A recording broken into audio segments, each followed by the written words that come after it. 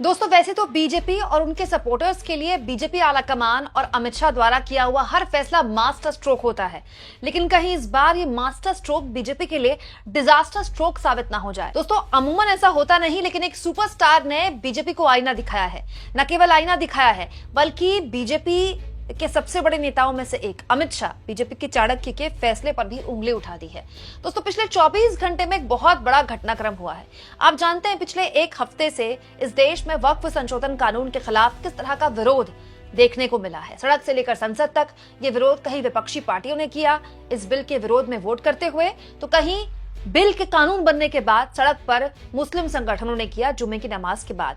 लेकिन अब इस विरोध को साइड में करते हुए बीजेपी ने तमिलनाडु में एक बहुत बड़ा फैसला ले लिया है। दोस्तों एआईएडीएमके, जिसने पिछले हफ्ते लोकसभा के बजट सत्र में बिल पास होते वक्त इस बिल के विरोध में वोट किया, यानी कि इस बिल को पास होने से रोका, उस पार्टी के साथ, उस एआईएडीएमके के साथ न केवल अमित शाह ने चेन्नई में जाकर गठबंधन कर लिया, बल्कि एआईएडीएमके के नेताओं के हाथ उठाकर कुछ इस तरह से अमित शाह के साथ फोटोज हैं, जिसमें अमित शाह ने दावा किया कि अगले साल होने वाले तमिलनाडु की विधानसभा चुनाव में ये जो गठबंधन की सरकार है एआईएडीएमके और बीजेपी की, ये गठबंधन सरकार बनाएगी। दोस्तों अमित शाह के इस फैसले के बाद न केवल तमिलनाडु की राजनीति गरमाई, बल्कि थलापाती विजय भी सामने आए। सब जानते हैं दोस्तों, थलापाती विजय न केवल दक्षिण भारत की फिल्मों के सुपरस्टार हैं, बल्कि उनकी फिल्में बड़े स्तर पर हिंदी डबिंग में, हिंदी पट्टी में भी देखी जाती हैं। सुपरस्टार थलापाती विजय अपनी पार्टी का औपचारिक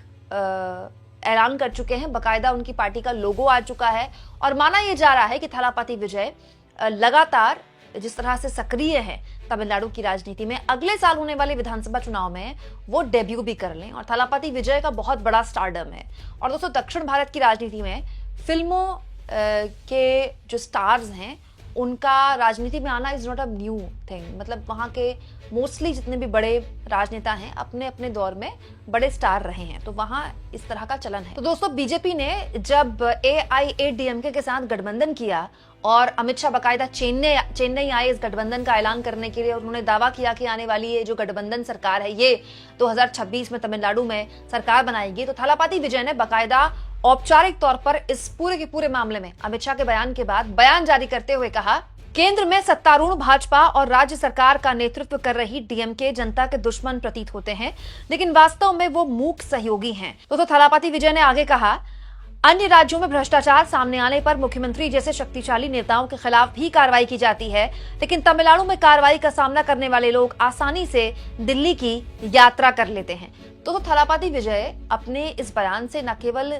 अपने राज्य की जो डीएमके सरकार है, एमके स्टालिन सरकार है, उसको निशाने पर ले रहे हैं, बल्कि केंद्र की मोदी सरकार को भी निशाने पर ले रहे हैं, एक इशारा करते हुए कि एक्चुअली में इन दोनों का गुप्त गठबंधन चल रहा है। दोस्तों आगे विजय कहते हैं, भाजपा ने खुलेआम अपने पुराने सहयोगी एआईएडीएमके को गले लगा लिया, जबकि वो एआईएडीएमके को अपना अप्रत्यक्ष साझेदार बनाए हुए है। दोस्तों आप कह सकते हैं थलापाती विजय ने इस गठबंधन को जबरन गठबंधन बताया है और वो ये कह रहे हैं कि औपचारिक तौर पर तो इनका एआईएडीएमके के साथ गठबंधन है, लेकिन अनौपचारिक तौर पर बीजेपी का जो गठबंधन है वो डीएमके के साथ है। क्योंकि विजय का ये कहना है, थलापाती विजय का कहना है कि दूसरे राज्यों में जब मुख्यमंत्रियों पर भ्रष्टाचार के आरोप लगते हैं तो उनको जेल हो जाती है, लेकिन उनके राज्य के मुख्यमंत्री पर भ्रष्टाचार के आरोप लग रहे हैं, लेकिन वो आसानी से दिल्ली आ जा रहे हैं, वो एमके स्टालिन पर आरोप लगा रहे हैं। दोस्तों तमिलनाडु की राजनीति बहुत दिलचस्प हो गई है। अब एमके स्टालिन लगातार केंद्र की मोदी सरकार पर आरोप लगा रहे हैं, हिंदी थोपने का आरोप लगा रहे हैं, डिलिमिटेशन के जरिए दक्षिण भारत के राज्यों की और तमिलनाडु की सीटें कम करने का आरोप लगा रहे हैं।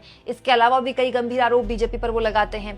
वहीं दूसरी ओर बीजेपी ने किसका साथ लेने की कोशिश की है अगले साल होने वाले विधानसभा चुनाव में? एआईएडीएमके, जिनके साथ 2 साल पहले बीजेपी ने गठबंधन तोड़ा था, लेकिन बीजेपी को 2 साल के अंदर समझ में आ गया कि बिना वहां की कोई स्थानीय शक्ति के साथ गठबंधन करे बीजेपी की यहां दाल नहीं करने वाली।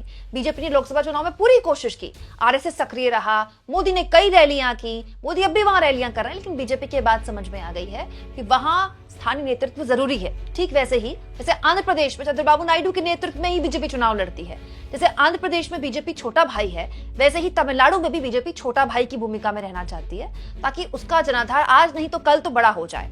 लेकिन जो थालापाती विजय हैं दोस्तों, वो एक अलग शक्ति है।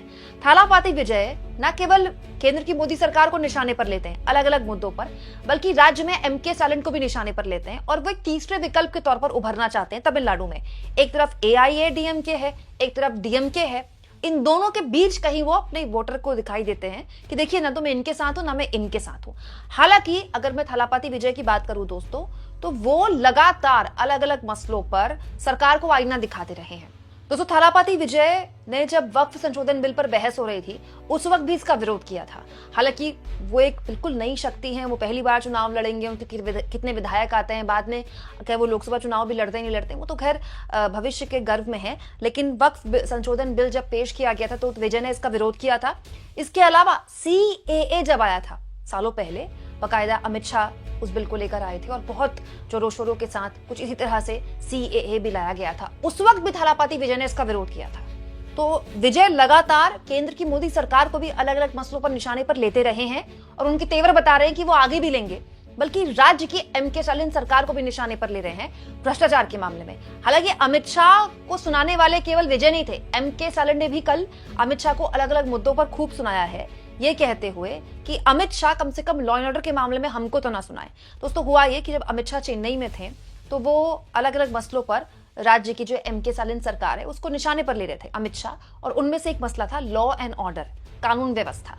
जब अमित शाह ने तमिलनाडु की कानून व्यवस्था पर सवाल उठाए तो एमके स्टालिन ने पलटकर जवाब दे दिया अमित शाह से कि कम से कम ये मणिपुर तो नहीं है। मणिपुर का जिक्र किया एमके स्टालिन ने कि पिछले 2 साल से मणिपुर में जो हो रहा है वो सब कुछ सबके सामने है। वहां डबल इंजन की सरकार है और वहां बीजेपी की सरकार है, इसलिए वहां इतनी हिंसा हो रही है। इस तरह की बात एमके स्टालिन ने की थी, ये कहते हुए कि ये तमिलनाडु है, ये मणिपुर नहीं है। तो अमित शाह इस तरह की बात यहां आकर ना करें। तो जाहिर तौर पर अमित शाह का एक दौरा तमिलनाडु की राजनीति में तो गर्माहट पैदा कर ही चुका है। ये भी बता चुका है कि तमिलनाडु की राजनीति में अगले साल होने वाले चुनाव किसी के लिए भी आसान नहीं है।